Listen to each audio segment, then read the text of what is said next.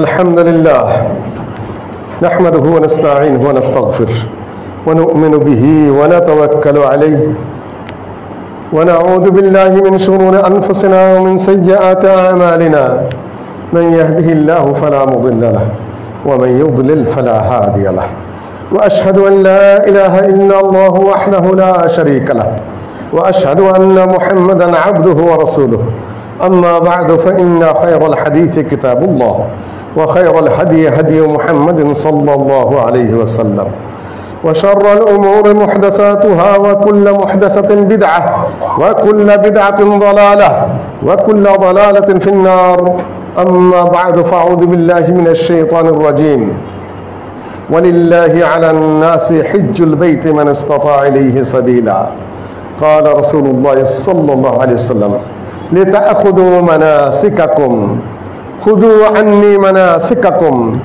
رواه مسلم والنسائي 2024 সালের দুলকাদা মাসের মাঝামাঝি এই জুমায় আল আমিন জামে মসজিদের নারী ও পুরুষ মুসল্লিয়ানদের উপস্থিতিতে নিজ নিজ জায়গায় নারীরা পর্দার আড়ালে আছেন। আমার বক্তব্যের বিষয় হজ এবং ইত্তিবাউস সুন্নাহ। হজ আদায়ে সুন্নার গুরুত্ব বা সুন্নত অনুযায়ী হজ আদায়ের যে বিধান। হজ অনেক লম্বা বিষয়, মাসআলা প্রচুর, আলোচনায় অনেক ক্রিটিক্যাল, ধারাবাহিকতা বজায় রেখে সম্পূর্ণ চলচেরা উপস্থাপন করা আমার মতো ক্ষুদ্র মানুষের জন্য সম্ভবপর নয়। ফতোয়ার যত বিষয় সবগুলার অনেক কিছুই মাথায় থাকে না ওভাবে, আর সংক্ষিপ্ত সময় সেটা সম্ভবপর নয়। তারপর আপনার সামনে উপস্থাপন করব আল্লাহ ওয়াহদাহু লা শারীকা লাহু বলেছেন ওয়ালিন্নাসি আলান্নাসি হিজ্জুল বাইত, লোকদের জন্য, লোকদের উপরে জরুরি ফরজ হজ করা আল্লাহর জন্য। মান ইসতাতা ইলাইহি সাবিলা, যে এই পথে যাওয়ার জন্য সক্ষমতা অবলম্বন করতে পেরেছে, সক্ষমতা পেয়েছে। সক্ষমতা মালের সক্ষমতা, সক্ষমতা দেহের সক্ষমতা, সক্ষমতা রাস্তাঘাটের সক্ষমতা, পথের নিরাপত্তা, আর নারীদের জন্য মাহরাম এর সক্ষমতা। এটি হলো মৌলিক বিষয়।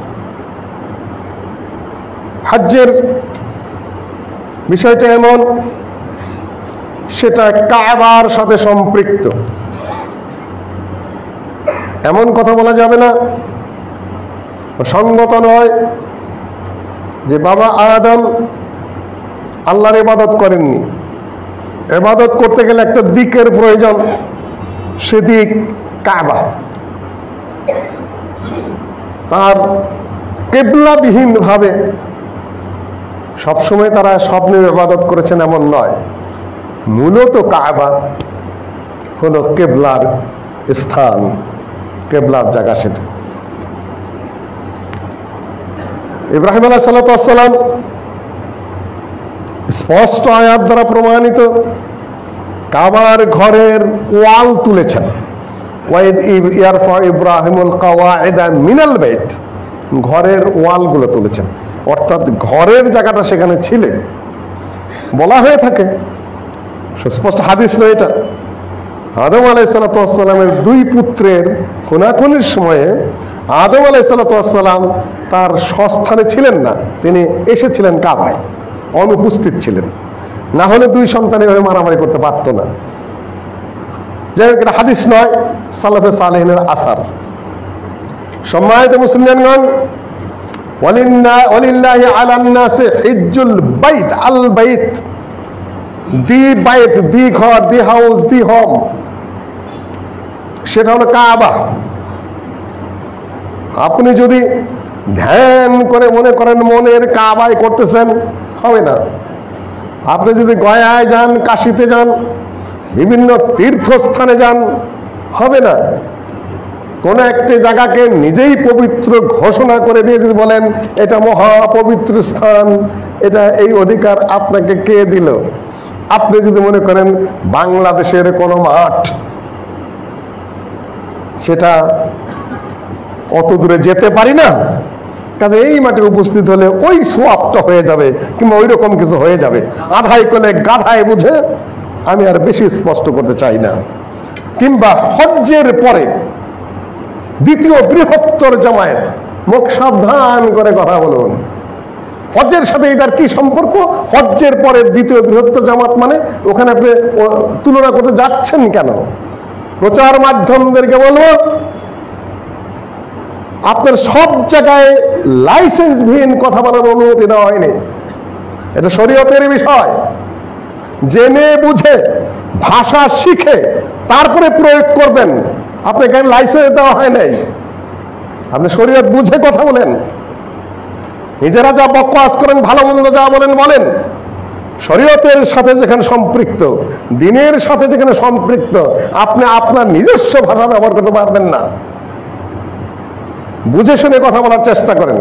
এ অধিকার প্রেসিডেন্টেরও নাই, এ অধিকার প্রধানমন্ত্রীরও নাই, এ অধিকার বিচারপতিরও নাই, সংবাদ মাধ্যমে নেই, কারোই নাই। এটা শরীয়তের ভাষা, এটা কোরআনের ভাষা, এটা হাদিসের ভাষা। তুলনা কার সাথে কি করে আপনি আন্দাজে আপনার ভাব মতো ভাষা প্রয়োগ করতে যাচ্ছেন? No never.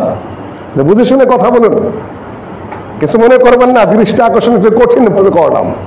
সম্মানিত মুসলিমগণ, আল্লাহর নবী বলেছেন লিতাখুযু মানাসিকাকুম, সহিহ মুসলিমের বিবরণ, তোমরা আমার কাছ থেকে হজের বিধান নাও। খুযু আন্নী মানাসিকাকুম, আমার কাছ থেকে তোমরা হজের বিধান শিখে নাও, দেখে নাও, বুঝে নাও, আত্মস্থ করে নাও। সম্ভবত সামনের বছর আমি আর এই দুনিয়ায় থাকবো না, সম্ভবত। শিখে নাও। দেখুন, আল্লাহর নবীর কাছ থেকে শিখে নেবেন সাহাবীগণ, সাহাবীগণের কাছ থেকে শিখবেন তাবেঈগণ, তাবেঈদের কাছ থেকে তাবেঈগণ, আতবাউ তাবেঈগণ, তারপরে ধারাবাহিকভাবে এই ইলম, এই জ্ঞান, এই শিক্ষা আমাদের কাছে এসেছে। আল্লাহর নবীর কাছে শিখেছেন কে? সাহাবীগণ। সাহাবীগণকে আল্লাহ নবী নির্দেশ করেছেন আমার কাছ থেকে তোমরা শিখে নাও। এইটাকে আমি সুন্নত বলছি, ইত্তেবা সুন্নাহ, অর্থাৎ নীতি। আমি ওই অর্থ বলি নাই যে করলে সওয়াব, না করলে গুনাহ নাই, এই অর্থ বলি নাই আমি। পদ্ধতি, রীতি, আদর্শ, নিয়ম কানুনগুলো তোমরা শিখে নাও। এটা নবী সাল্লাল্লাহু আলাইহি ওয়াসাল্লাম বলে দিলেন। উস্তাদকে আল্লাহর নবী। আল্লাহর নবী মদিনা থেকে যাত্রা শুরু করলেন, খুতবা দিলেন, দাঁড়িয়ে বলে ইয়া আইয়ুহান নাস ফুরিদা আলাইকুমুল হজ, হে লোকেরা, তোমাদের উপর হজ ফরজ করা হয়েছে, তোমরা হজে যাও। আল্লাহ নবী আরে বলেছেন, যার উপর হজ ফরজ হয়েছে ফালিউআজ্জিল, তাড়াতাড়ি করো, দেরি করো না, কেননা তুমি জানো না তোমার তাকদীরে কি আছে। ফরজ হয়েছে, দেরি করো না, তাড়াতাড়ি করে ফেলো। সম্মানিত মুসলিমগণ, আল্লাহর নবী মদিনা থেকে বের হলেন। মদিনায় ইহরাম করেন নাই, ইহরামের পোশাকও পরেন নাই। যুলহুলাইফায় যখন গিয়ে তিনি উপস্থিত হলেন, তিনি সেখানে ওযু গোসল করলেন। তিনি সেখানে 2 রাকাত সালাত আলাদা নফল পড়েছেন, এটা দলিল পাওয়া যায় না। যোহরের সালাত আদায় করেছেন, এইটুকুই বোঝা যাচ্ছে স্পষ্ট হবে। সেখানে তিনি আতর মাখলেন, সুগন্ধি মাখলেন। মাথার চুল তো বাবরি থাকতো আল্লাহর নবীর, তার লাব্বাদা, মাথার মধ্যে এমন কিছু পদার্থ যা চুলকে আটকে রাখে, তালবিদ বলা হয় এটাকে। কিছু আঠালো তৈলাক্ত পদার্থ যেটা চুলকে সুন্দরভাবে জড়িয়ে রাখে। সম্মানিত মুসলিমগণ, আয়েশা রাদিয়াল্লাহু তাআলা আনহা বলেছেন, কুনতু তাইয়্যিবু রাসূলুল্লাহ সাল্লাল্লাহু আলাইহি ওয়াসাল্লাম, আল্লাহর নবীকে আমি সুগন্ধি রেখে দিতাম, তেল মেখে দিতাম ইহরামের আগ মুহূর্তে। এটা করলেন। আয়েশা, আল্লাহ নবীর স্ত্রীগণ সেখানে হজে রয়েছেন, তখন জীবিত ছিলেন 9 জন। সম্মানিত মুসলিমগণ, আল্লাহর নবী তখনও ইহরাম করেননি, ইহরামের চাদর পরেছেন। তারপরে যখন তিনি যানবাহনে জানোয়ারে সোয়ার হলেন, তখন তিনি বললেন লাব্বাইক আল্লাহুম্মা লাব্বাইক। সুতরাং সুন্নত তরিকা হলো এই, আপনি ঢাকা থেকে ইহরাম করবেন না। ঢাকা থেকে যদি ইহরাম করা বৈধ হতো, আল্লাহ নবী মদিনা থেকে ইহরাম করতেন। আল্লাহ নবী মিকাতে যুল হুলাইফাতে গিয়ে ইহরাম করেছেন। আপনি ঠিক জেদ্দার আগ মুহূর্তে যখন বলা হবে যে এখন আপনি মিকাতে পৌঁছে গেছেন, ওই জায়গায় গিয়ে আপনি লাব্বাইক আল্লাহুম্মা লাব্বাইক বলবেন। ঢাকা থেকে কেউ লাব্বাইক আল্লাহুম্মা লাব্বাইক বলবেন না, ইহরামের নিয়ত করবেন না। তবে আপনি কাপড়টা পরে নিতে পারেন, যেহেতু বিমানে ওই দ্রুত গতিতে আপনি ইহরামের দুটা চাদর পরার মতো সুযোগ নাও পেতে পারেন, কিংবা এলোমেলো হয়ে যাবে, বুঝে উঠতে পারবেন না, এর মধ্যে হয়তো মিকাত পাড়ি দিয়ে বিমান চলে যাবে। কাপড় পরা ইহরাম নয়। কাপড় পরা হলে ইহরামের একটা পোশাক মাত্র। ইহরামের মূল বিষয় হলো নিয়ত, লাব্বাইক আল্লাহুম্মা লাব্বাইক। আপনি ঢাকা থেকে লাব্বাইকা পড়বেন না, লাব্বাইকা পড়বেন আপনি জিদ্দার আগ মুহূর্তে, যখন আপনাকে বলা হবে যে আপনি এখন মিকাতে রয়েছেন, মিকাতের আগ কাছাকাছি জায়গায় রয়েছেন, আপনার এখন ইহরাম করুন। সম্মানিত মুসলিমগণ, এই মুহূর্তে আসমা বিনত উমাইস রাদিয়াল্লাহু তাআলা আনহা, আবু বকর রাদিয়াল্লাহু তাআলা আনহুর স্ত্রী, একাধিক স্ত্রী ছিল।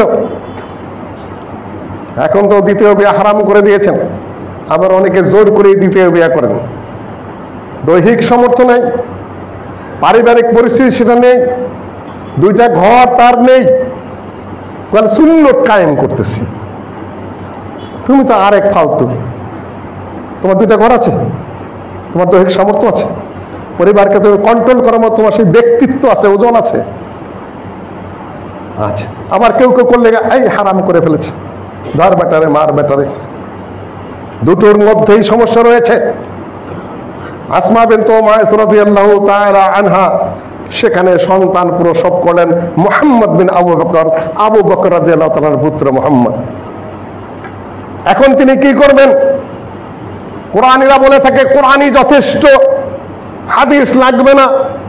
এখন এই মহিলা কি করবে? কোরআন থেকে দেখাও। সন্তান প্রসব করেছে, নেফাসের অবস্থা চলছে, অপবিত্র অবস্থা চলছে, ইনি এখন কি করবেন? ফাআরসালাত ইলান নবী সাল্লাল্লাহু আলাইহি ওয়াসাল্লাম, নবী সাল্লাল্লাহু আলাইহি ওয়াসাল্লামের কাছে তিনি সংবাদটা পৌঁছালেন যে আমার তো এই অবস্থা, সন্তান প্রসব হয়েছে। আল্লাহ নবী বললেন ইগতাসিলি, তুমি গোসল করো, ওয়াস্তাসফিরি, শক্ত মোটা কাপড় তুমি তোমার যথাস্থানে পেঁচে বেঁধে নাও, তারপরে হাজিরা যা করে সব করো। আল্লাহ নবীর বিধান। তুমি কোরআনে কোথায় পাবে এটা? ইত্তেবাউ সুন্নাহ। এটাই রাস্তায় সন্তান প্রসব হয়েছে, রাস্তায় ঋতুমতি হয়ে গেছে। আয়েশা রাদিয়াল্লাহু তাআলা আনহা মক্কায় যাওয়ার পরে এই ঘটনা ঘটে গেল। তিনি কান্নাকাটি শুরু করে দিলেন। আল্লাহ নবী বলেন মা আবকাক মা ইউবকিক, কেন কান্নাকাটি করছো? আনাফিস্তে, তুমি কি অপবিত্র হয়ে গেছো? তিনি বলছেন হ্যাঁ। তো কান্নাকাটির কি আছে? হাযা মা কাতাবাল্লাহু আলা বানাতি আদম, এটা তো আল্লাহ আদমের কন্যা সন্তানদের জন্য লিপিবদ্ধ করে দিয়েছেন। তোমার এই বিধান, ইফআলি মা ইয়াফআলুল হজ গায়রা আল্লাহ তাতুফু বিল বাইত, হাজিরা যা করবে সব করবে, শুধুমাত্র তুমি কাবার ঘরে তওয়াফ করতে পারবে না। কোরআনই তুমি জবাব দাও, কোরআনের কোন জায়গায় আছে মহিলা কি করবে? শয়তানি করার জায়গা পাও না। আল্লাহ বলেছেন নবীর ইত্তেবা করো। আল্লাহ বলেছেন নবীকে শরীয়ত নির্ধারণের দায়িত্ব দেওয়া হয়েছে। আল্লাহ বলে দিয়েছেন যে তোমাকে পাঠানো হয়েছে কোরআনের ব্যাখ্যা, তুমি লিতুবাইয়িনা মা নুযিলা ইলাইহিম, তাদের কাছে যা অবতীর্ণ করা হয়েছে কোরআনের ব্যাখ্যা বিশ্লেষণ তুমি করবে।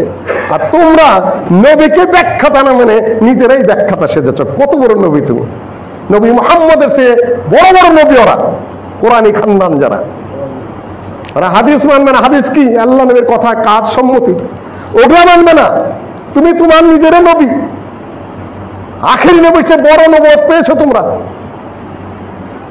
শয়তানি বদমাইশি যারা কিছুই না। তুমি দাও ফতোয়া, কি দিবা কোরআন থেকে দাও, কি করবে? ঋতুবতী মহিলা তো আপ করবে কিনা, হজ করবে না বাদ দিবে রাস্তার থেকে? কোরআনের কোন আয়াতে তুমি পেয়েছো? আল্লাহ নবী বলেছেন খুদু আন্নি, মানে আমার কাছ থেকে নিতে হবে তোমাকে বিধান। শিয়ালেরা, শিয়া দেখুন কত কি একটা খানদান। এটা সহিহ মুসলিমের হাদিস, ইমাম মুসলিম রাওয়াত করছেন। আমি হজের বেশি মাসলা আজকে যাব না, শুধু দেখতে পাই সুন্নাহর উপর আমি দুই চারটা কথা বলবো হজকে কেন্দ্র করে। ইমাম মুসলিম রাহিমাহুল্লাহ বর্ণনা করছেন তার দুইজন উস্তাদ এখানে, আবু বকর বিন আবি শাইবা এবং ইসহাক ইবনে রাহওয়াই আল হানজালি, দুইজন ইমাম। এনারা হলেন সমপর্যায়ের মানুষ। একজন ইয়ামানে, একজন হলেন নিশাপুর বাগদাদ এলাকায়, এই সকল এলাকায়। এরা সবাই ইমাম বুখারীর ওস্তাদ। আবু বকর ইবনে আবি শাইবা এবং ইসহাক ইবনে রাহওয়াইয়ের কাছে আমি হাদিস শুনেছি। তারা দুইজন বর্ণনা করছেন হাতিম আল মাদানির কাছ থেকে। হাতিম আল মাদানি বর্ণনা করেছেন জাফর সাদেক থেকে। জাফর সাদেক বর্ণনা করেছেন মুহাম্মদ আল বাকেরের কাছ থেকে। জাফর সাদেক কে? শিয়াদের ইমাম। মুহাম্মদ আল বাকের কে? শিয়াদের ইমাম। মুহাম্মদ আল বাকের কে? তিনি আলী জয়নুল আবদিনের পুত্র। জয়নুল আবদিন কে? হুসাইন রাদিয়াল্লাহু তাআলার পুত্র, যে কারবালায় বেঁচে গিয়েছিলেন তিনি। হুসাইন কে? আলী রাদিয়াল্লাহু তাআলার পুত্র। এই চ্যানেলের হাদিস। আর শয়তান বদমাইশেরা কয় সাহাবীরা সব কাফের, তাদের হাদিস গ্রহণ করা যাবে না। তোমাদের যে ইমাম, তারা তো আমাদের রাবি, তারা তোমাদের মিথ্যুক ছিল না, শয়তান ছিল না, পাপিষ্ঠ ছিল না, বেয়াদব ছিল না। এই হাদিসের বর্ণনার মধ্যে জাফর সাদেক রয়েছেন, মুহাম্মদ আল বাকের রয়েছেন। জাফর সাদেক বর্ণনা করছেন তার বাবা মুহাম্মদ আল বাকেরের কাছ থেকে। মুহাম্মদ আল বাকের বর্ণনা করছেন আলী জয়নুল আবদিনের কাছ থেকে, যিনি হুসাইন বিন আলীর পুত্র, তার কাছ থেকে। উনি বলছেন যে আমি গেলাম, মুহাম্মদ আল বাকের বলছেন আমি মদিনায় গিয়ে জাবের বিন আব্দুল্লাহকে জিজ্ঞাসা করলাম। জাবের বিন আব্দুল্লাহ তখন অন্ধ হয়ে গেছেন, সাহাবী অন্ধ হয়ে গেছেন। আমি তার ওখানে গেলাম, সালাম করলাম। সালাম করার পরে বললাম আনা মুহাম্মদ বিন জয়নুল আবদিন, আনা মুহাম্মদ বিন আলী বিন হুসাইন বিন আলী, আমি আলীর বংশের মানুষ, তার পুত্র, তার পুত্রের পুত্র আমি উপস্থিত হয়েছে আপনার কাছে। তখন অন্ধ মানুষ হাতটা মাথায় রাখলেন, আল্লাহ নবীর বংশের ছেলে। এক হাত দিয়ে উপরের বুতাম খুললেন জামার, আরেক হাত দিয়ে নিচের বুতাম খুললেন, তারপরে বুকের মধ্যে হাত দিয়ে বললেন মারহাবা, স্বাগতম হে ভতেশ পুত্র ভাতিজা, অর্থাৎ মুসলিম ভাতিজা, কেমন আছো তোমরা, কি অবস্থা, কেন এসেছো বলো। যে আমি তো এসেছি আপনার কাছ থেকে জানার জন্য। তখন তিনি অন্ধ হয়ে গেছেন। অন্ধ হওয়ার কারণে তিনি চোখে দেখতে পান না, এই জন্য এই সকল হাত দিয়ে সব কাজ করেছেন। মাগরিবে রক্ত হয়ে গেছে, বেলা ডুবে গেছে, কাঁধে একটা গামছার মতো ছোট গামছা ছিল, এক কাঁধ ঢাকতে গেলে আরেক কাঁধ খুলে যায়, আরেক কাঁধ গেলে আরেক কাঁধ খুলে যায়। এমনি অবস্থায় তিনি ইমামতি করলেন, আমরা তার পিছনে সালাত আদায় করলাম। তারপরে বললাম যে আল্লাহ নবী কিভাবে হজ করেছেন, হজ্জের বিবরণটা আমার কাছে দেন, শুনবো। আখবিরনি বিহাজ্জাতিন নবী সাল্লাল্লাহু আলাইহি ওয়াসাল্লাম, হজের বিবরণ দেন। তারপর সবচেয়ে লম্বা হাদিস যেটা জাবের রাদিয়াল্লাহু তাআলা বলেন, তিনি বললেন। তাহলে দেখুন, আজকালকার শিয়ারা সাহাবীদেরকে মানে না, আর তোমাদের যারা প্রথম, তারা সাহাবীর কাছে হাদিস জিজ্ঞাসা করে। তা তোমরা কোথায়, তোমাদের গুরুরা কোথায়? শয়তানি নোংরামি বাটপারি কোন পর্যায়ের তোমাদের? তোমরা বলো যে আলী জয়নুল আবদিন তোমাদের, তার পুত্র মুহাম্মদ আল বাকের, তার পুত্র জাফর সাদেক, তারাই তো যাচ্ছেন হাদিস সংগ্রহ করার জন্য সাহাবীদের কাছে, জাবের বিন আব্দুল্লাহর কাছে। জাবের বিন আব্দুল্লাহ বললেন যে আল্লাহ নবী এইভাবে হজ করেছেন। দুটা জিনিস মনে রাখতে হবে শিয়াদের, যে প্রথম ইমাম তোমরা যাদেরকে মানো, তারা সাহাবীদের সাথে বেয়াদবি করে নাই কেউ, কাফের বলা তো দূরস্থান, বরঞ্চ সাহাবীদের কাছে গিয়ে হাদিস জিজ্ঞাসা করেছে আল্লাহ নবীর এবং সেটা গ্রহণ করেছে। 2, সাহাবীর পেছনে সালাত আদায় করেছে। মোহাম্মদ আল বাকের জাবির বিন আব্দুল্লাহর পেছনে সালাত আদায় করেছে। আর তোমরা বলো কাফের, তাই না? সালাত তো আদায় করা দুরস্থান। তাদের চেয়ে যারা বড় বড় আবু বকর কাফের, ওমর কাফের, গালি গালাজের শেষ নেই। বুঝতে হবে এগুলা ধীরে স্থির ভাবে। তাদের নাম নিয়ে তোমরা শুধু শয়তানি করে চলেছ। সম্মানিত মুসলমানগণ, এটা মনে রাখার বিষয়, ইত্তেবাউস সুন্নাহ, কিভাবে আল্লাহ নবী হজ করেছেন শুনে নিতে হবে, জেনে নিতে হবে। সম্মানিত মুসলমানগণ, আল্লাহ নবী এগিয়ে গেলেন। জাবির বিন আব্দুল্লাহ আরো বললেন, আল্লাহ নবীর ঘোষণার পরে হাজার হাজার মানুষ একত্রিত হয়ে গেল। নবী সাল্লাল্লাহু আলাইহি ওয়াসাল্লাম অনুসরণ করবেন এবং তিনি যা করছেন তাই করবেন। এই জন্য ইবনে ওমরের বিবরণ তাই, ফাআলা মিসলামা ফাআলা, সাহাবীরা আল্লাহ নবী যা করেছেন ঠিক তাই করেছেন। আপনার মহাব্বতে করলে তো হবে না, ইত্তিবা সুন্নাহ না হলে তো হবে না। আপনি যে বানায় একটা করলে তো আপনার পথে আপনি হাঁটছেন। আমি শুধু ইত্তিবা সুন্নাহর উপরে আলোচনা করব, হজ্জের মাসআলার মধ্যে আজকে আমি ঢুকবো না, শুধু টাচ দিয়ে যাবো আপনাদের সামনে। নবী সাল্লাল্লাহু আলাইহি ওয়াসাল্লাম লব্বাইক আল্লাহুম্মা লব্বাইক লব্বাইক লা শারীকা লাক লব্বাইক ইন্নাল হামদা ওয়ান নি'মাতা লাক ওয়াল মুলক লা শারীকা লাক। এক চাদর পরা, আরেক চাদর গায়ে দেওয়া এবং সেলাইবিহীন জামা। মহিলারা যে কোনো ধরনের জামা কাপড় পরতে পারবেন সেলাই সহ, এবং যে রঙের হোক না কেন। পুরুষ সেলাই সহ জামা পরতে পারবে না। মেয়েরা মুখে নেকাব পরতে পারবে না। লা তানতাকিবুল মারআহ, মহিলা নেকাব মানে মুখ পেঁচিয়ে, যেটা ফিআলের ওজনে যেটা সেটা পেছানো ইমামা, তারপর নেকাব এই ওজনে যেটা ফিআলের ওজনে আসলে সেটা পেঁচানো হবে আরবি ভাষায়। নেকাব করতে পারবে না কিন্তু মুখ ঢাকতে পারবে না, এই অনুবাদ ভুল। উপর থেকে চাদর ছেড়ে দিবে। অনেকে অনুবাদে এখানে সমস্যার সৃষ্টি করেছেন যে মহিলারা মুখ ঢাকবে না, এই কথা তোমার ভুল। কানা তুসদিলু ইহদানা জিলবাবাহা মির রাসিহা, আয়েশা রাদিয়াল্লাহু তাআলা আনহা বলেছেন, যখন ভিন পুরুষ সেখানে যেত আমরা নারীরা তখন মাথার উপর থেকে চাদর ছেড়ে দিতাম। মুখ পেঁচিয়ে বাঁধা নিষেধ আছে, কিন্তু কাপড় উপর দিয়ে ছেড়ে দিতে হবে। সম্মানিত মুসলমানগণ, এইভাবে আপনি পৌঁছে গেলেন।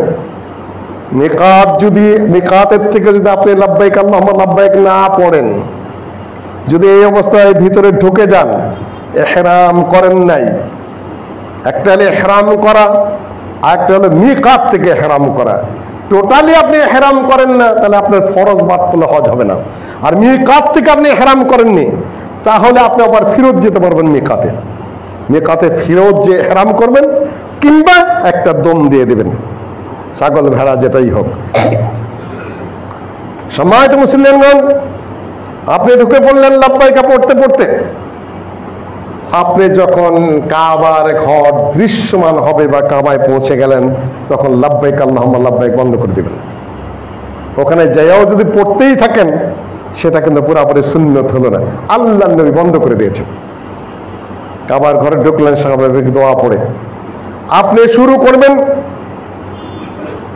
যেখানে হাজর আসওয়াদ আছে ওইখান থেকে চিহ্নিত করা আছে, যদি পারেন চুমা দিবেন, যদি পারেন হাত দিয়ে স্পর্শ করে হাত চুমা দিবেন, যদি পারেন নাও, তাও যদি না পারেন, হাতে যদি কাঠি থাকে, কাঠি থেকে হাজর আসওয়াদ স্পর্শ করে সেটাকে আপনি চুমা দিবেন। সেটা যদি না পারেন, বিসমিল্লাহ আল্লাহু আকবার শুধু বলে চলে যাবেন, কিন্তু ইশারা করে হাতে চুমা দিবেন না। টাচের সাথে টাচের সম্পর্ক, ঠোঁট দিয়ে টাচ করেছেন, হাত দিয়ে টাচ করেছেন, কিংবা কাঠি দিয়ে টাচ করেছেন, ওইটা চুমা দিতে পারবেন। ঠোঁট দিয়ে টাচ করলে তার চুমা দেওয়ার দরকারই নেই। যদি টাচ করতে না পারেন কোনো কিছু দিয়েই, তাহলে শুধু বিসমিল্লাহ আল্লাহু আকবার বলে বাম দিক থেকে তওয়াফ করবেন। কানা ইউজিবুহু তায়াম্মুন ফি তারাজ্জুলিহি ওয়া ফি কুল্লি শাই। নবী সাল্লাল্লাহু আলাইহি ওয়াসাল্লাম ডান দিক থেকে কাজ করতেন, প্রত্যেক কাজ ডান দিক থেকে, এবং ডান হাতে। একমাত্র ইস্তেনজা জাতীয় যা কিছু তা কিন্তু হজ্জের যে এত বড় একটা গুরুত্বপূর্ণ বিধান, নবী সাল্লাল্লাহু আলাইহি সাল্লাম বাম দিক থেকে শুরু করেছেন। এখন আপনি যদি বলেন না সুন্নত তো ডান দিক থেকে, ভুল হবে, ওটা সুন্নত নয়। আপনি তোয়াফটাই হলো আসল কথা। যে কোনো ধরনের স্পর্শ সবই মুস্তাহাব, বড় জোর সুন্নত। হাজরে আসওয়াদ প্রসঙ্গে ওমর রাদিয়াল্লাহু তাআলা বলেছেন, ওয়াল্লাহি ইন্নী লা আ'লামু আন্নাকা হাজার লাউলা আন্নী রাআইতু রাসূলুল্লাহ সাল্লাল্লাহু আলাইহি ওয়াসাল্লাম ক্বাব্বালাকা লামা ক্বাব্বালতু। হে পাথর, আমি জানি তুমি একটা নিছক পাথর। আল্লাহর নবীকে আমি তোমাকে চুমা দিতে দেখেছি, তাই আমি চুম্বন করি, না হলে আমি তোমাকে কখনোই চুম্বন করতাম না। কাবার ঘরের যে কোনো জায়গায় যা খুশি হোক না কেন, আপনি নিজের থেকে চুম্বন করবেন, নিজের থেকে অতিরিক্ত কিছু করবেন না। ওমর রাদিয়াল্লাহু তাআলা বলেছেন যে তোমাকে আমি চুম্বন করতে দেখেছি আল্লাহ নবীকে, তাই আমি চুম্বন করে আল্লাহ নবীকে না দেখলে তুমি পাথর তোমার জায়গায় পড়ে থাকতে, আমি কোনোদিন চুমা তো দূরস্থান তোমাদের তাকাইতেও যেতাম না। সম্মানিত মুসলিমগণ, মুআবিয়া রাদিয়াল্লাহু তাআলা হজে আসলেন, খলিফাতুল মুসলিমিন তিনি আসলেন সে দামেস্ক থেকে, সিরিয়া থেকে। আসার পরে কাবার ঘরের চতুর্দিকে স্পর্শ করছেন। আব্দুল্লাহ ইবনে আব্বাস রাদিয়াল্লাহু তাআলা বললেন যে কাবার ঘরের সব জায়গায় তো স্পর্শ করতে হবে না। তিনি বললেন, শোনো, ছেলে মানুষ তো একই বংশের, বাচ্চা যুবক মানুষ। খলিফাতুল মুসলিম বলছেন, কাবার ঘরের কোন জায়গায় স্পর্শযোগ্য নয় তুমি সেটা বলো। খলিফাতুল মুসলিম তো উনি একটু পেঁচিয়ে বললেন কথাটা, কাবার ঘরের কোন জায়গায় স্পর্শযোগ্য নয়। ইবনে আব্বাস রাদিয়াল্লাহু কম না, যুবক মানুষ হলে কি হবে? তিনি আয়াত দলিল দিলেন, লাকাদ কানা লাকুম ফি রাসূলিল্লাহি উসওয়াতুন হাসানাহ। কোন জায়গায় স্পর্শযোগ্য নয় এটা তো কথা নয়, কথা হলো ইবাদতের মধ্যে আল্লাহ নবী কি করেছেন সেটা কোরআন বলছে যে রাসূলের মধ্যে রয়েছে উত্তম আদর্শ। তিনি আর অত বড় মানুষ এসে তর্ক করতে যান নাই, তিনি কোরআনের আয়াত শুনিয়ে দিলেন, লাকাদ কানা লাকুম ফি রাসূলিল্লাহি উসওয়াতুন হাসানাহ। অস্পর্শযোগ্য কোনটা সেটা প্রশ্ন নয়, প্রশ্ন হলো যে আল্লাহ নবী কোনটা করেছেন সেটা হলো উত্তম আদর্শ।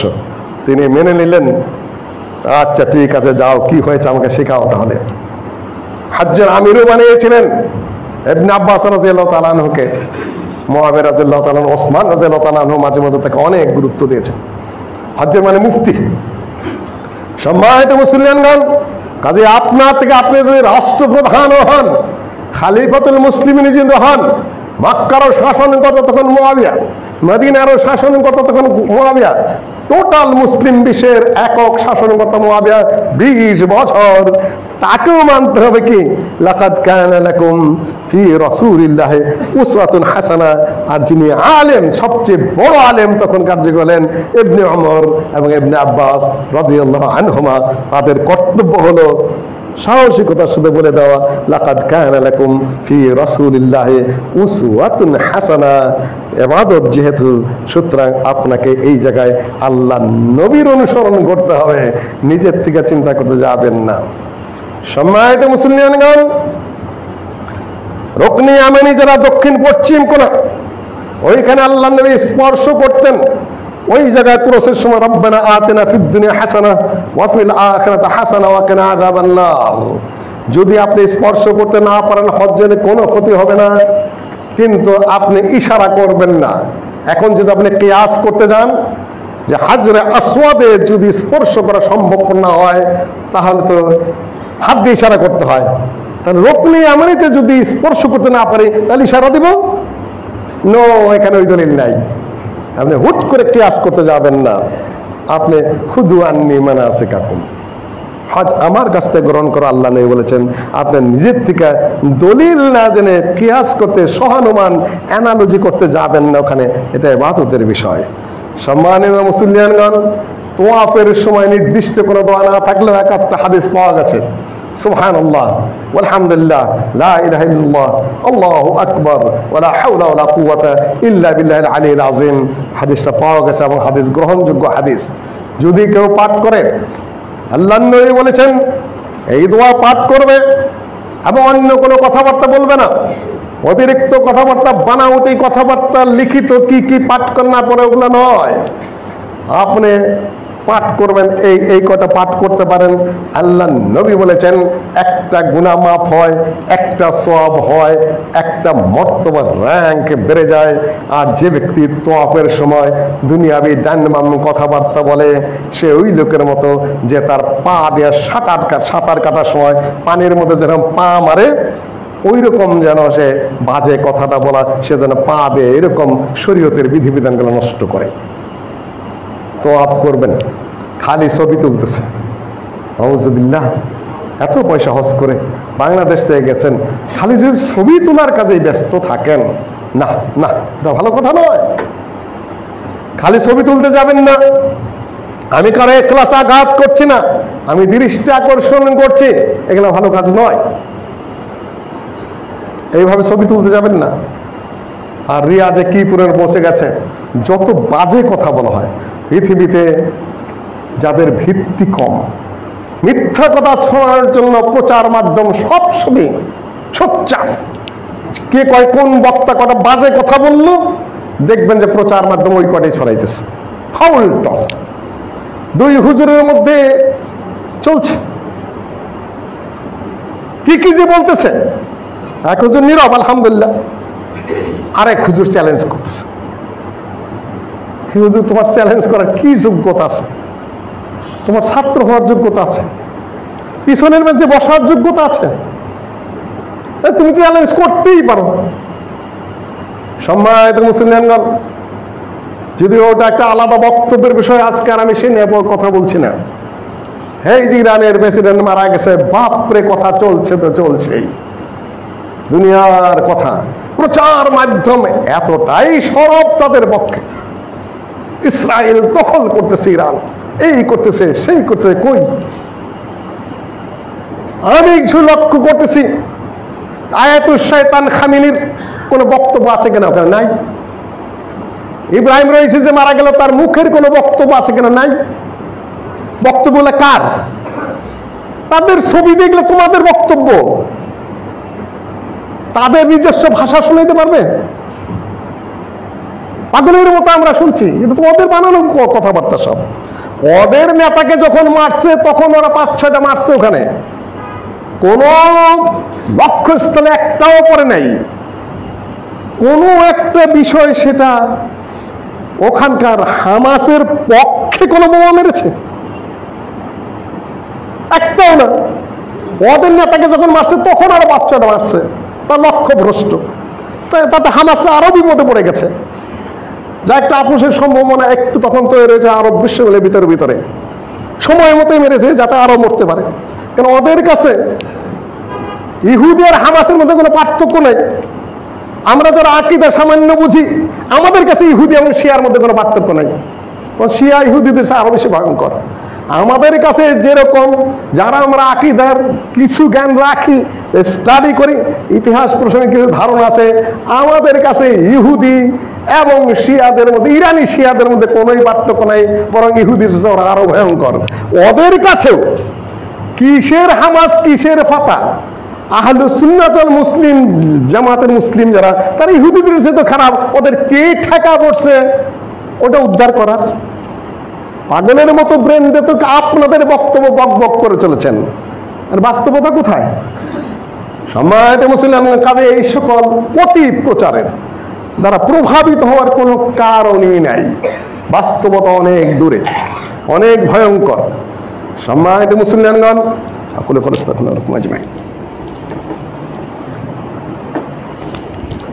নবী সাল্লাল্লাহু আলাইহি সাল্লাম যখন তোয়াফ করেছেন, প্রথম 7 তোয়াফ, 7 চক্কর। তোয়াফ তো একটা তোয়াফের 7টা প্রদক্ষিণ আছে। প্রথম 3 তোয়াফের সময় ইজতিবা করেছেন, চাদরটা কাঁধের নিচ দিয়ে বাম দিকে তুলে দিয়েছেন, ডান কাঁধ খোলা। প্রথম শুধু 7 চক্করের সময়। তারপরে তিনি রামল করেছেন, তোয়াফ শেষ, কাঁধ ঢেকে নিতে হবে। মিশরি এবং তুর্কি হাজিরা দেখবেন হজের শেষ পর্যন্ত এই কাঁধ খুলে রেখেছেন। মানকে বাইন আপনাকে ঢাকতে হবে। এই হাদিস সহিহ বুখারীতে 2 কাঁধ ঢাকতে হবে সালাতের সময়, এবং ওটা ওই হাদিস দ্বারাও প্রমাণিত জাবের রাদিয়াল্লাহু তাআলা আনহু তার দুই কাঁধ ঢাকতেছিলেন সালাতের সময়, গামছাটা একটু খাটো ছিল, এটা ঢাকতে হবে। আপনি যে পুরা হজ্জেই ডান কাঁধ খালি রেখেছেন, ইস্তেবা করেই চলেছেন, এটা সুন্নত তরিকা নয়। রমাল করেই চলেছেন, ঘন ঘন পা ফেলে রমাল, এটা আল্লাহ নবীর সুন্নত নয়। আপনি যখন তোয়াফ শেষ করবেন, ওয়াত্তাখিযু মিন মাকামি ইব্রাহিমা মুসাল্লা, মাকামে ইব্রাহিমের পিছনে আপনি 2 রাকাত সালাত আদায় করবেন, একটু দূরে পড়বেন কিংবা কাছে যেতে বলে পড়বেন। প্রথম সূরা কুল ইয়া আইয়ুহাল কাফিরুন প্রথম রাকাতে, দ্বিতীয় রাকাতে পড়বেন কুল হুয়াল্লাহু আহাদ সুন্নত। অন্য সূরা পড়লেও চলবে, ওখানে বসে থাকবেন না। আল্লাহ নবী বসে থাকেন নাই, মানুষের জন্য জায়গা খালি করে দেন। ওটার পরে যদি আপনি আবার হাজর আসওয়াদের কাছে যেতে পারেন যাবেন, না হলে ওইখান থেকে সোজা সাফায় চলে যাবেন। ইনদা সাফা, হাদিসের ভাষা যেটা, সাফার কাছে যখন পৌঁছেছেন আল্লাহর নবী, তখন ইন্নাস সাফা ওয়াল মারওয়াতা মিন শাআইরিল্লাহ এই পর্যন্তই থেমেছেন। ফামান হাজ্জাল বাইতা ওয়া তামারা, ওইটুকু দলিলে আসে নাই। আল্লাহ মুসাইমিন বলেছেন যে এর পরেরটুকু আল্লাহ নবী পড়েছেন, এটা আমার জানা নেই। সুন্নত ওই পর্যন্তই, ইন্নাস সাফা ওয়াল মারওয়াতা মিন শাআইরিল্লাহ। যখন তিনি উপরে উঠেছেন কাবার দিকে মুখ করে, তখন তিনি বলেছেন লা ইলাহা ইল্লাল্লাহু ওয়াহদাহু লা শারীকা লাহু লাহুল মুলকু ওয়া লাহুল হামদু ওয়া হুয়া আলা কুল্লি শাইইন কাদির, লা ইলাহা ইল্লাল্লাহু ওয়াহদাহু আনজাযা ওয়া'দাহু নাসারা 'আবদাহু ওয়া হাসামাল আহজাবা ওয়াহদা। 3 বার পড়েছেন কাবার দিকে মুখ করে, ওই সব উপরে উঠে করেছেন, এবং ওই জায়গায় আল্লাহ নবী হাত তুলে দোয়া করেছেন। এর আগে কিন্তু আল্লাহ নবী হাত তুলে দোয়া করেন নাই। হাত তুলে দোয়া নিষেধ অন্য জায়গায়, তাই আমি বলছি না, কিন্তু আপনি যদি নির্ধারণ করেন তখন বেদাত হবে। এমনিতেই করছেন, করতে পারেন, কিন্তু যদি বলেন নির্ধারণ করে দেন স্থানটা, দলিল ছাড়া স্থান নির্ধারণ করতে পারবেন না আপনি। আম বিষয় তো রয়ে গেছে। তিনি সাবাব করেছেন, তিনি ধীরে নেমে গেছেন স্বাভাবিকভাবে উপর থেকে। হাদিসের ভাষা এগুলা, স্বাভাবিকভাবে নিচের দিকে নেমে গেছেন। তারপরে সাই করেছেন কিছু দূর পর্যন্ত, তারপরে মারওয়ায় উঠে গিয়ে ঠিক একই কাজ করেছেন। ওই আগের দোয়া যা ওগুলাই করেছেন, আবার নেমে এসেছেন, সাই করেছেন।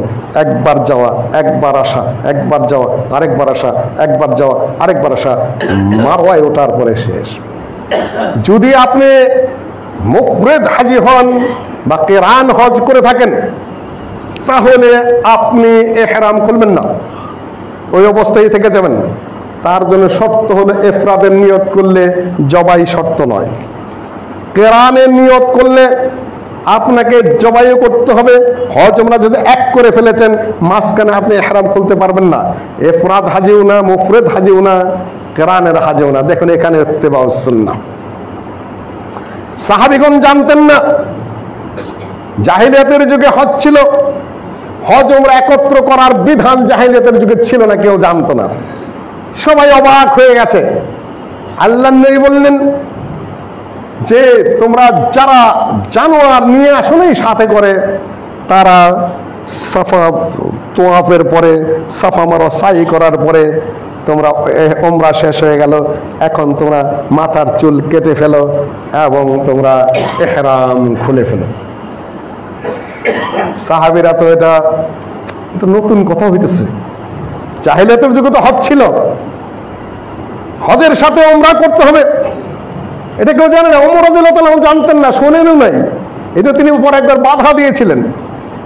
ইবনে আব্বাস রাদিয়াল্লাহু তাআলা বলেন ইউশিকু আন ইউনজিলা আলাইকুম মিনাস সামাই হিজারা।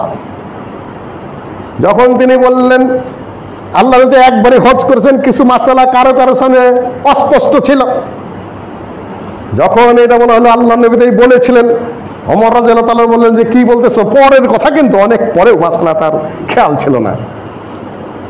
যে তারপরের কথা যখন আলোচনায় আসলো, তখন ইবনে আব্বাস রাদিয়াল্লাহু তাআলা বললেন যে তোমরা তো বিষয়টা জানো না। আকুলু কালা রাসূলুল্লাহ সাল্লাল্লাহু আলাইহি ওয়াসাল্লাম ওয়া তাকুলুনা কালা আবু বকর ওয়া ওমর। আমি বলি আল্লাহর নবী বলেছেন, আর তোমরা বলছো আবু বকর আর ওমর করেছে। আল্লাহ আসমান থেকে তোমাদের উপর পাথর বর্ষিত হবে, গজব নাযিল হবে আল্লাহর নবীর কথার সামনে যদি অন্য কারো কথা তোমরা নিয়ে আসো। এটা কিন্তু এই জায়গায় মাসালাটা ওমর রাদিয়াল্লাহু তাআলার কাছেও ওই সময় স্পষ্ট হয়নি, নাও হতে পারে, আর সমস্যার কিছুই নেই। সম্মানিত মুসলমানগণ, আল্লাহর নবী বললেন যে তোমরা ইহরাম খুলে ফেলো, হালাল হয়ে যাও। যারা কেরানের নিয়ত করো নাই বা জানোয়ার নিয়ে আসো নাই, জাবের রাদিয়াল্লাহু তাআলা আনহু তো আরেকটু একটু অন্য ধরনের কথা বলে ফেলেছেন। আসছি হজ করতে, আল্লাহ নবী আরো স্পষ্ট করে বলে দিলেন আসিবুন নিসা, যারা বউ নিয়ে আসতো স্বামী স্ত্রী মিলতে পারো। আরো তাদের জন্য ভারী হয়ে গেল কথাটা। আসছি হজ করতে, আসছি দিনের কাজে, বলতেছে ইহরাম খুলে ফেলো, তারপরে আবার কিনা বলতেছে স্বামী স্ত্রী মিলা যাবে। এ কেমন কথা হলো? আল্লাহ নবী রাগান্বিত হয়ে স্ত্রীদের কাছে চলে গেলেন, গাদবান। তখন আল্লাহ নবীর স্ত্রী বললেন, মা গাদাবাকে, এত রাগান্বিত হয়েছেন কেন? যে আমি বলতেছি যারা জীবজন্তুর সাথে নিয়ে আসো নাই তারা ইহরাম খুলে ফেলো, স্বামী স্ত্রী মিলতে পারো। ওরা মানতে চাইতেছে না। মেনে নিয়েছেন, কিন্তু প্রথম প্রথম তাদের কাছে অবাক মনে হয়েছে। সুন্নতের ইত্তেবা, তারপরে সবাই সেটা করে ফেললেন। ফাতেমা রাদিয়াল্লাহু তাআলা আনহা, তার স্বীয় কন্যা, সাধারণ ড্রেসে আসেন। আল্লাহর নবী বলেছেন, তোমার স্বামী আলী, তাকে পাঠিয়েছি গভর্নর করে ইয়ামানে। তুমি জানো না তোমার স্বামী হজে আসবে? দীর্ঘদিন তোমাদের মধ্যে স্বামী স্ত্রী দেখা সাক্ষাৎ নাই, তুমি যে স্বাভাবিক পোশাক পরিচ্ছদ পরে আছো, স্বামীর জন্য সাজগোজ করবা না? এটা বাবা মার বলে দিতে হয়। অনেক মেয়েরা স্বামীকে গুরুত্ব দেয় না। অনেক মেয়েরা সাধারণ পোশাক পরে, অর্থাৎ প্রচ্ছন্ন হয়ে বুঝাতে চেষ্টা করে আমি তোমার তোয়াক্কা করছি না। নারীদের উচিত স্বামীর জন্য সাজা। ইবনে আব্বাস রাদিয়াল্লাহু তাআলা আনা আতাযায়্যানু লিন-নিসা, আমিও আমার স্ত্রীদের জন্য সাজগোজ করি, ভালো পোশাক পরিচ্ছদ পরি। অনেক মহিলারা মনে করেন বিয়ে হয়ে গেছে এখন সাজগোজ করছেন না, ভুল। সাজগোজ করতে হয়, পরিষ্কার পরিচ্ছন্ন থাকবেন, ভালো পোশাক পরিচ্ছদ পরবেন, দুইজনের মধ্যে সম্পর্ক ভালো থাকবে, একজন একজনের গুরুত্ব দিবে, এটা বোঝা যাবে। আপনারা বুঝতে চেষ্টা করেন না, অনেকেই করবেন। আল্লাহ নবী নিজের কন্যাকে বলছেন, তুমি জানো না এতদিন পরে তোমার স্বামী আসবে সেই ইয়ামান থেকে, তুমি পোশাক পরে সাজো নাই কেন? আলী রাদিয়াল্লাহু তাআলা এসে গেলেন। আসার পরে জিজ্ঞাসা করলেন, আলী তুমি কোন নিয়ত করছো ইহরামের? যে আল্লাহর নবী যে নিয়ত করেছেন সেই নিয়ত করেছি আমি। আপনি কোন নিয়ত করেছেন? যে আমি কোরআন জানোয়ার নিয়ে এসেছি। যে আমিও তো নিয়ে এসেছি ইয়ামান থেকে। তাহলে আর ফাতেমার সাজগোজের কি? যাই হোক, সম্মানিত মুসলমানগণ, মাঝখানে টুকটাক কিছু ইত্তেবা ও সুন্নাহর কথা বলে দিচ্ছি, নিজেরা অতিরিক্ত করবেন না। আল্লাহর নবী ওই জায়গায় ভাষণ দিয়ে বলেছিলেন যে আমি তোমাদের চেয়ে আল্লাহকে বেশি ভয় করি, আল্লাহকে তোমাদের চেয়ে আমি বেশি চিনি। মনে করো আমি যেটা বিধান দিয়েছি সেইটা তোমরা মানো, সেটা হলো ইহরাম তোমরা খোলো, এখানেই তাকো, এখানে পরহেজগারি। আমার ইত্তিবার মধ্যে আমার চেয়ে বেশি বুজুর্গের দাবি তোমরা করো না। সম্মানিত মুসলমানগণ, আল্লাহর নবীর সুন্নতের চেয়ে বেশি বুজুর্গি ভাব কেউ দেখাবেন না, কোথাও না, কোনো ব্যবস্থাপনায় না। সম্মানিত মুসলমানগণ, যেখানে থাকবেন সেখান থেকে ইহরাম করবেন, আবার কাবায় ফেরত আসবেন না। আপনি যখন মিনায় চলে যাবেন, 8 তারিখে চলে যাবেন, সেইখানে গিয়ে 5 ওয়াক্ত সালাত আদায় করবেন, কসর করবেন, কিন্তু জমা করবেন না। 4 রাকাত 2 রাকাত, কিন্তু একত্রিত করবেন না। ওইখানে একত্রিতের বিধান নাই। মুসাফির জমাও করবে, কসরও করবে, কিন্তু মিনায় কি করবে? মিনায় কসর করবে, জমা করবে না। আল্লাহর নবীর বিধান ওইখানের জন্য। আপনি চলে যাবেন, আরাফায় চলে গেলেন 8ম তারিখে। কখন? সূর্য ওঠার পরে বের হবেন ওখান থেকে, আগেরটা পরে, মনে রাখবেন, এটা হলো সুন্নত। আপনি চলে গেলেন, আল্লাহ নবী সরাসরি আরাফার মাঠে ঢোকেন নাই, নামের আয় ছিলেন সেখানে। সময় হলে বেলা হঠাৎ জাওয়ালের শামস, সূর্য ঢলে গেল। নবী সাল্লাল্লাহু আলাইহি ওয়াসাল্লাম বললেন যে উট প্রস্তুত করো। উট, কাসওয়া নাম ছিল উটনির, সেটা প্রস্তুত হয়ে গেল। সেটা কিন্তু জুমার দিন ছিল। আল্লাহ নবী আরাফার ভিতরে ঢুকে পড়লেন। আল হজ্জ আরাফা, আরাফার মাঠের বাইরে যদি আপনি বসে থাকেন আপনার হজ হবে না, হজ বাতিল। জুমার দিন, জুমার দিনে তো আগে আজান হয়, তারপরে খুতবা হয়, তারপর 2 রাকাত সালাত হয়। ওখানে জুমার দিন আল্লাহ নবী হঠাৎ করে খুতবা দেওয়া শুরু করে দিলেন, আইয়ুহান নাস ইন্না আমওয়ালাকুম ওয়া আরাদাকুম ওয়া দিমাআকুম হারামুন আলাইকুম কায়াউমুকুম হাযা ফি বালাদিকুম হাযা ফি শাহরিকুম হাযা। লম্বা খুতবা দেওয়া শুরু করে দিলেন। মানুষ তো অবাক, আজান কই? আজান নাই, হঠাৎ খুতবা। দিন হলো জুমার দিন, খুতবার পর আল্লাহ বলে চল বেলাল আজান দাও। আগে খুতবা, তারপরে আজান। সালাত 2 রাকাত। এটা জুমার সালাত না জোহরের সালাত? জুমার দিন খুতবা হয়ে গেল, খুতবার পরে আজান, আজানের পরে 2 রাকাত সালাত। এটা কি জুমার সালাত না জোহরের সালাত? জোহরের সালাত। জুমার দিনে জোহরের সালাত, সেটা আবার খুতবার পরে আজান। আপনি তো কিয়াস করলে হবে না। খুদু আন্নি মানাসিকাকুম, আল্লাহ নবী বলেছেন আমি যা করি তাই করবা। ও কোরআনি শয়তানের জাত, কি মাসালা দিবি ক? জুমার দিন আগে আজান, তারপরে খুতবা, তারপর জুমার সালাত, আরাফার মাঠ। কোন কোরআনে তোমার কোন আয়াতে আছে ইযা নুদিয়া লিস-সালাতি মিন ইয়াউমিল জুমআতি ফাসআউ ইলা যিকরিল্লাহ? দাও সম্মানিত মুসলমানগণ, তারপরে সালাম ফিরানোর পর আর কিছুই নাই, শুধুমাত্র ইকামত, তারপরে আসরের সালাত, তারপরে দোয়া শুরু হয়ে গেল। আজকের এই দিন আরাফার দিনে আল্লাহ দিনের বেলায় কাছে নেমে আসে, অন্য সময় রাত্রে। এই দিন যত সংখ্যক মানুষকে আল্লাহ জাহান্নাম থেকে মুক্তি দেন, আর কোনোদিন এত মুক্তি দেন না। আরাফার দিন শয়তানকে এত লাঞ্ছিত, এত অপদস্থ, এত মুখ কালো দেখা যায়, অন্য কোনোদিন শয়তান এত লাঞ্ছিত হয় না, একমাত্র বদরের দিনে। কেন?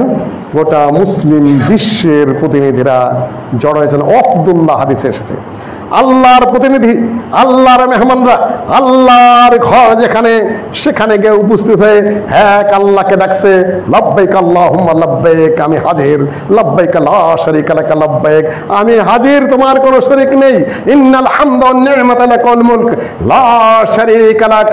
সারা পৃথিবীর সকল প্রান্ত থেকে আল্লাহর মেহমানরা, তারা ওয়াফদুল্লাহ হাদিসে এসেছে, সেখানে এক ডাকে সাড়া দিয়ে বলছে, আল্লাহ তাওহীদের সাক্ষ্য দিচ্ছে, শিরক নাই এর ঘোষণা দিচ্ছে। এটা শয়তান কখনো বরদাস্ত করতে পারে না। সম্মানিত মুসলমানগণ, সূর্য ডুবে গেল, মাগরিবের রক্ত হয়ে গেল। তখন আশ্চর্য ব্যাপার হলেও সত্য যে বাংলাদেশের অনেক মুআল্লিমরা হাজিদেরকে আটকায় রাখেন, আটকায় রাখা আসরের সালাত, আসর ওয়াক্তে 4 রাকাত পড়াইতেছে। আল্লাহ নবীর সুন্নত কোথায় আর আপনি কোথায়? আল্লাহ নবী বলেছেন যে খুদু আন্নি মানাসিকাকুম লিতাখুদু মানাসিকাকুম। সহিহ সনদে সহিহ হাদিস থাকার পরেও কোন পথে আছেন? শিয়াদের হাদিস, ওদের কাফি টাফি যত কিতাব আছে 2-4টা ঘাটার সুযোগ হয়েছে, সব তো আবু আব্দুল্লাহ জাফর আর মোহাম্মদ আল বাকের। এই যে সহিহ মুসলিমের হাদিস, সেটার বর্ণনাকারী কে? জাফর সাদিক, তার বাবা মোহাম্মদ আল বাকেরের কাছ থেকে। তোমরা যাদেরকে রাবি মানো, আমাদেরও একেবারে বলিষ্ঠ রাবি তারা, সহিহ মুসলিমের রাবি, বুখারীর রাবি তারা, ওই পর্যন্ত। পরবর্তী শিয়ারা রাবি না, ওদের নামও হাদিসের কিতাবে নাই। কেন? ওরা মিথ্যুক, তাদের বাপ দাদারা মিথ্যা কথা বলেছে। ওরাই যে বর্ণনা করে হাদিস, সেই অনুযায়ী তোমরা হজ করছো না তোমাদের নিজস্ব নিয়মে তোমরা হজ করছো? ওরা যেভাবে সালাতের, ওনারা যেভাবে সালাতের বিবরণ দিয়েছে, তোমরা কি সেইভাবে সালাত আদায় করছো না তোমাদের বানাউটি তরিকায় তোমরা আদায় করছো? তোমরা যাদেরকে প্রথম ইমাম মানো, তাদের একটা কিছু তোমরা মানো না। তোমরা যারা বিকৃত যেটা করেছো, সেইটাকে তাদের নামে চালিয়ে দিয়ে প্রতারণার রাজত্ব কায়েম করেছো শরীয়তের নামে। চ্যালেঞ্জ করতেছ? সম্মানিত মুসলিমগণ, আপনার সূর্য ডুবে গেল, সুন্নত তরিকা কি? ইত্তেবাউ সুন্নাহর কথাই বলি আমি, শুধুমাত্র শেষ করে দেওয়া মাসালা আমি ঢুকবো না, আজকে আমি বলেছি 1-2 মিনিটের মধ্যে। সূর্য ডুবে গেল, এখন কি করবেন? আজান দিবেন, মাগরিবের সালাত আদায় করবেন। ইত্তেবাউ সুন্নাহ এটা না। সূর্য ডুবে গেছে আরাফার মাঠে, ওখানে আজানও হবে না, মাগরিবের সালাতও হবে না। আপনাকে চলে যেতে হবে কোথায়? মুজদালিফায়। যখন পৌঁছবেন তখনই মাগরিবের রক্ত, ওই দিনের জন্য। এখন কোরআনে তুমি বলো, কোথায় পাবা তুমি এই দলিল? কি করবো তুমি? আরাফার মাঠে আজান দিবা কিনা? তুমি তো কোরআনে হাদিস মানো না। আরাফার মাঠে আজান দিয়ে তাহলে মাগরিব পড়বে? চুল ছাটা মহিলারা কি করবে? মুহাল্লিকিন রুউসাকুম মুকাসসিরিন, মহিলাদের পুরা চুল কাটায় নিবা, না হলে মহিলারা ইরা হয়ে আসবে নাকি? আল্লাহ নবী বলেছেন এই যে একটা আঙ্গুল আছে, আঙ্গুলের আগা পরিমাণ কাটবে। কোরআনে তো সব বউ বাচ্চাদের, মহিলাদের সবাই মাথা নাইরা করে নিয়ে আসবে। হাদিস মানে না। মুহাল্লিকিন আছে কোরআনে, মুকাসসিরিন মানে মাথার সর্বস্ত্র কাটা, বিধবার ছাতনি দিয়ে নিয়ে আসবা। নাহলে মাথার চুল চাইছে নিয়ে আসবা। সম্মানিত মুসলিয়ানগণ, ওইখানে মুজদালিফায় 2 রাকাত সালাত, 2 রাকাত, মাগরিবের 3 রাকাত, 1 আযান 2 ইকামতে, এশার সালাত 2 রাকাত। তারপরে মাশআরুল হারামে আসবেন পরে। তারপরে এখানে আল্লাহর নবী হাত তুলে দোয়া করেছেন মাশআল্লাহ হারামে। তারপরে আপনি এখান থেকে আপনি রওনা করবেন সূর্য ওঠার আগে, চলে যাবেন, পাথর মারবেন, তারপর আপনি কোরবানি করবেন, মাথার চুল ছাঁটবেন বা চাচবেন, তারপর তোয়াফে ইফাদা করবেন তারতিব। এইখানে এসে কি করবেন? একটা আগে বিদ্যুৎ হয়ে যায়, আগে তোয়াফে ইফাদা করে ফেলেছেন, তারপরে কোরবানি করেছেন, তারপরে পাথর মেরেছেন। 10 তারিখের যতগুলো আমল যেটাই প্রশ্ন করা হয়েছে আল্লাহ নবী বলেছেন ইফআল ওয়ালা হারাজ, করো, কোনো দোষ নেই, কোনো জরিমানা দিতে হবে না। কেন 10 তারিখের ব্যাপারটা এত কর্মবহুল, এতটা হয়রান পেরেশান যে সেখানে তরতিব রক্ষা করতে গেলে আপনার সমস্যা হয়ে যাবে।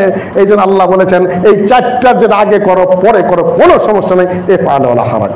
আমাকেই বসায় রেখেছেন কোন 1 বছর হজের সময়, তখন তো অন্য অবস্থা, পুরা হজ্জের মুফতি বানিয়ে দিয়েছে বাঙালিরা, কোন এক কাফেলা, ওখানে আবার আমির সাহেব আছেন, মহিলাদেরকে বসিয়ে রেখেছে। কখন কোরবানির হুকুম আসবে, জবাই হয়েছে, তারপরে মাথার চুলের আগা কাটবে।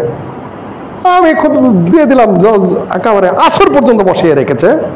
আসরের পরে বললাম যে ফতোয়া তো এরকম, সহিহ মুসলিমের হাদিস, আবু দাউদের হাদিস, আবু দাউদের হাদিস স্পষ্ট, ইফআল ওয়ালা হারাজ, ইফআল ওয়ালা হারাজ।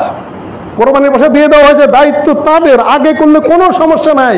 মহিলাদেরকে বসে রেখেছেন এতদিন যাবৎ, তারা অস্থির হয়ে আছে, বলে দিলে আপনারা মাথার চুল কেটে হালাল হয়ে যান, কোনো অপেক্ষার প্রয়োজন নাই।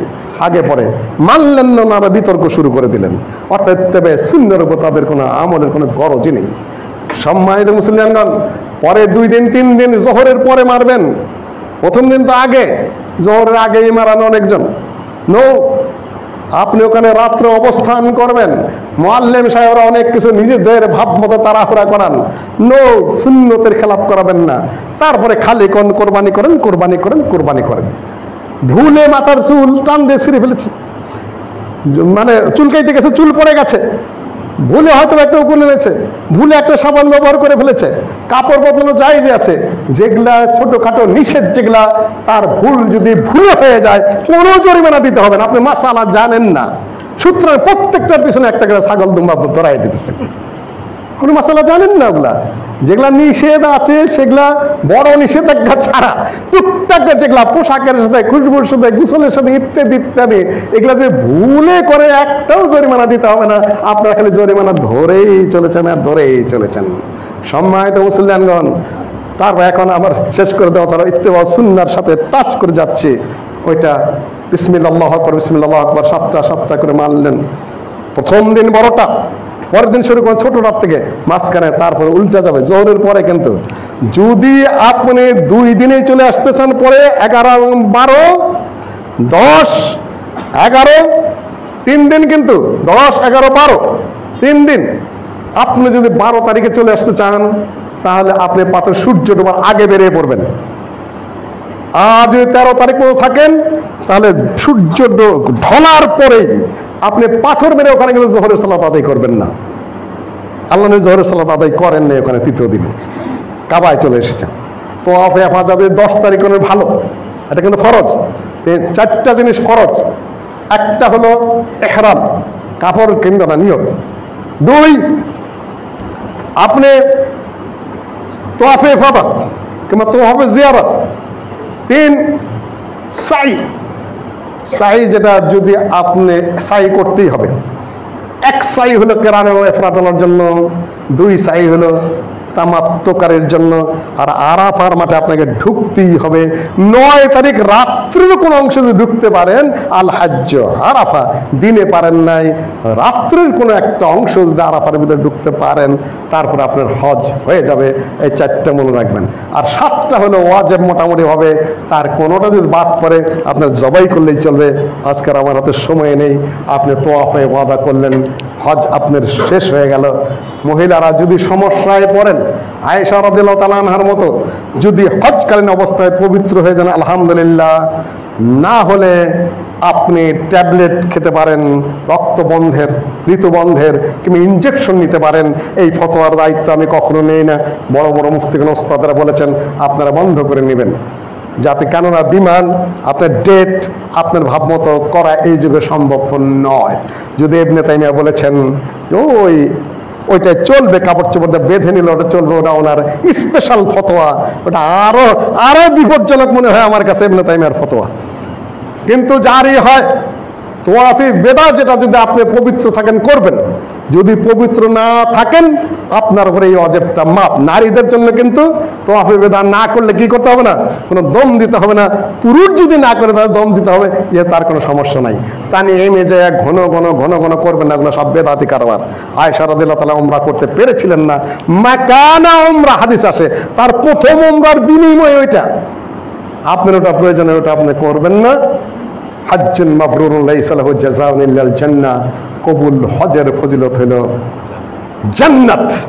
মনে রাখবেন, মান হাজ্জা ওয়া লাম ইয়াফসুক, যে হজ করলো, ঝগড়া করলো না, কোনো কুকর্ম, রাজাকা ইয়াওমা ওয়ালাদাতহু উম্মুহু, সে ফিরে আসবে যেমন এই মাত্র তার মা তাকে সদ্য নিষ্পাপভাবে প্রসব করলো। যারা হজ্জে যাবেন তারা আমাদের জন্য দোয়া করবেন, সুন্নত অনুযায়ী হজ করার চেষ্টা করবেন।